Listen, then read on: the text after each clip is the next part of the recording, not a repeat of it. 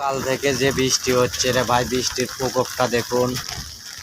এটা আমার বাড়ির সামনেকার দৃশ্য, পুরোটাই এটা আমাদের রাস্তা।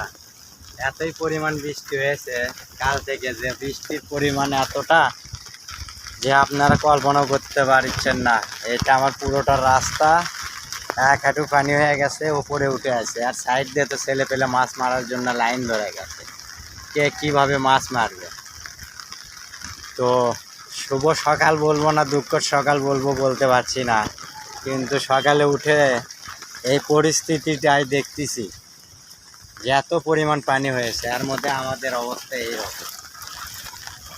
যাই করে আল্লাহ ভালোর জন্যই করে, কিন্তু দেখেন আপনি এক হাঁটু পানি হয়ে গেছে অলরেডি, তার মধ্যে হাঁটতেছি। শুভ সকাল, সবাই ভালো থাকবেন, সুস্থ থাকবেন। আর কার কার কোন জেলায় কী রকম বৃষ্টি হয়েছে কমেন্টে জানাবেন। খোদা হাফেজ।